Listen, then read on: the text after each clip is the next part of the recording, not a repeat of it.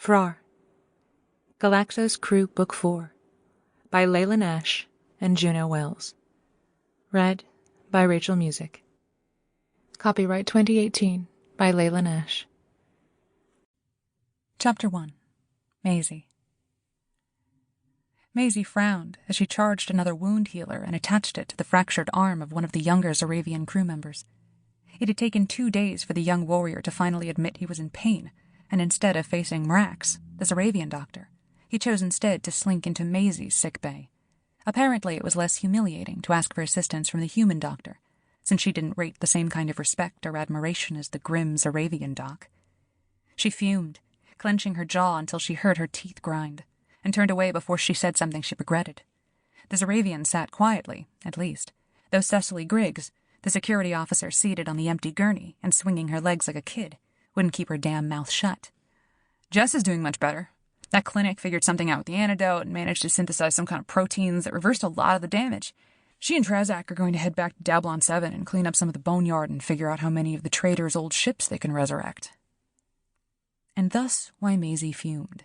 She'd been the one to go with Trazak and Jesselyn to Dablon 7, when Jess was dying from some mysterious toxin and they had to figure out who among the rebels was trying to betray them and turn everyone over to the Alliance.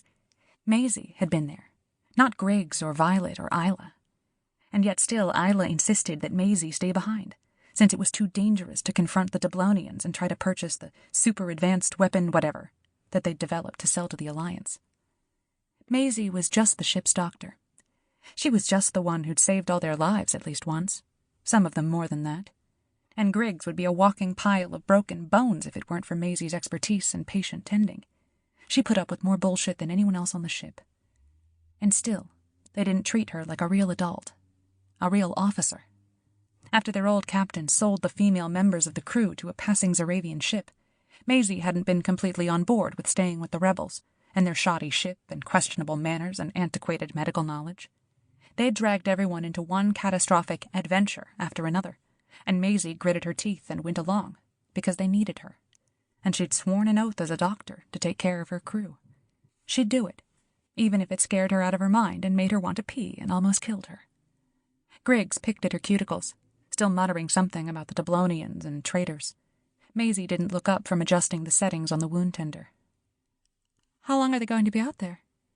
"Hard to say," Griggs answered. She rolled on her side on the gurney, frowning as she watched Maisy work. "Apparently the traitor amassed quite a collection of old ships and rusty buckets.